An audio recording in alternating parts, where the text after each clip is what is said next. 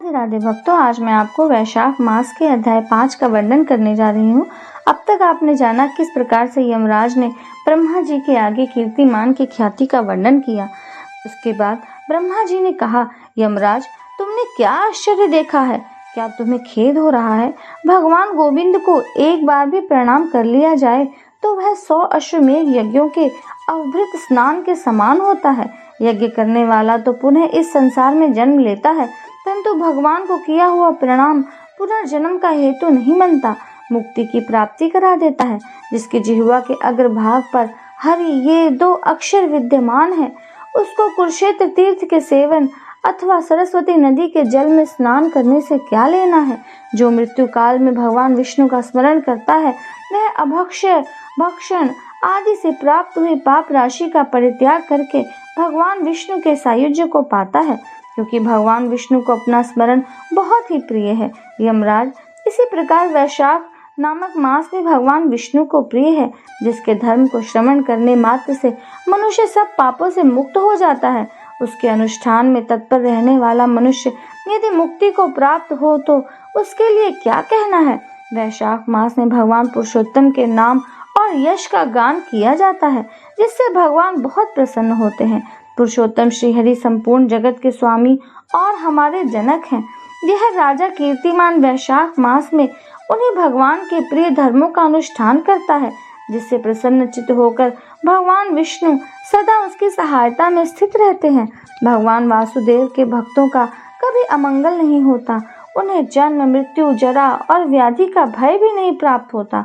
कार्य में नियुक्त हुआ पुरुष यदि अपनी पूरी शक्ति लगाकर स्वामी के कार्य साधन की चेष्टा करता है तो उतने से ही वह कृतार्थ हो जाता है।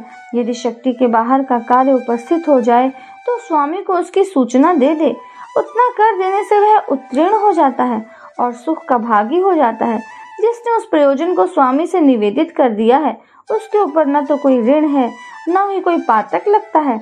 अपने कर्तव्य पालन के लिए पूरा यत्न कर लेने पर प्राणी का कोई अपराध नहीं रहता। यह कार्य तुम्हारे लिए भी असंभव है, अतः इसके विषय में तुम्हें शोक नहीं करना चाहिए। ब्रह्मा जी के ऐसे कहने पर यमराज ने दीन वाणी में कहा, तात, मैंने आपके चरणों की सेवा से सब कुछ पा लिया। तब ब्रह्मा जी ने पुनः समझाते हुए कहा, धर्मराज, राजा कीर्तिमान विष्णु धर्म के पालन में तत्पर है।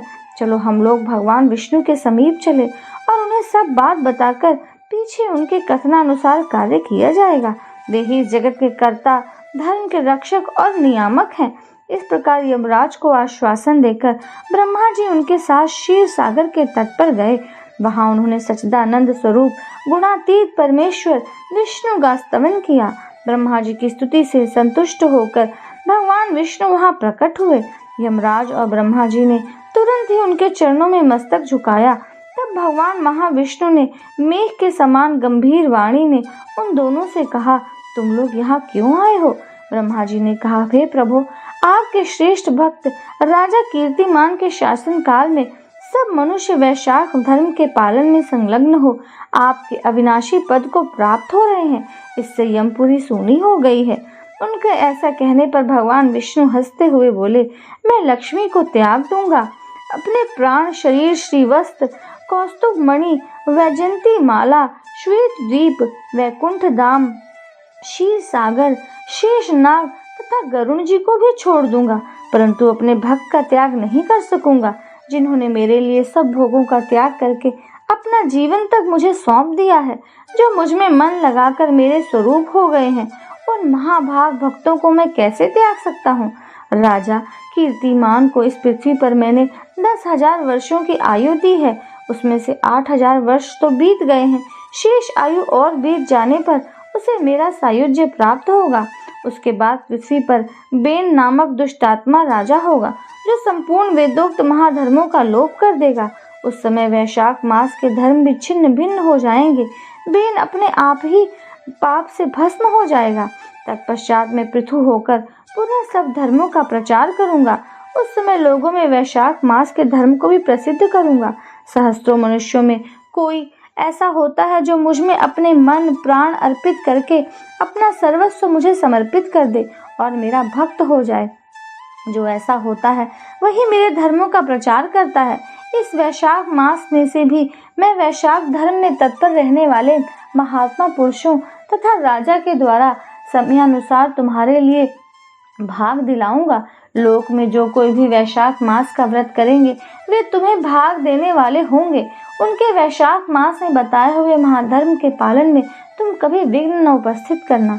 यमराज को इस प्रकार आश्वासन देकर भगवान विष्णु वहीं अंतर ध्यान हो गए।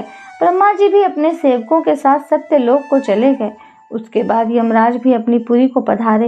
वैशाख मास की पूर्णिमा को पहले धर्मराज के उद्देश्य से जल से भरा हुआ घड़ा, दही और अन्न देना चाहिए।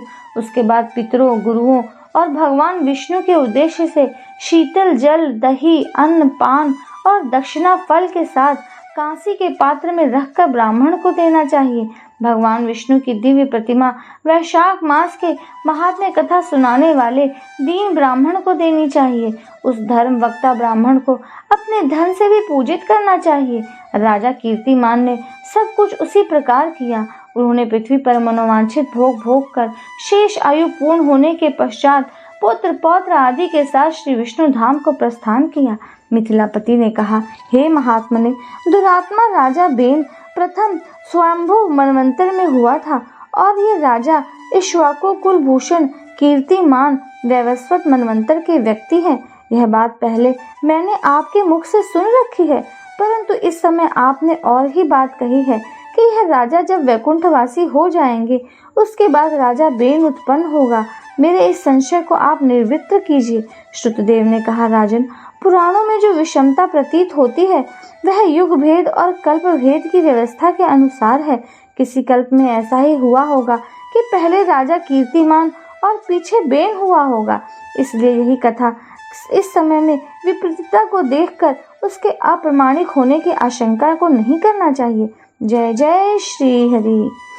राधे राधे भक्तों, आज मैंने आपको वैशाख मास के अध्याय 5 का वर्णन किया है।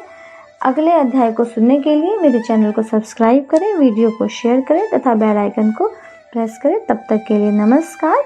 राधे राधे।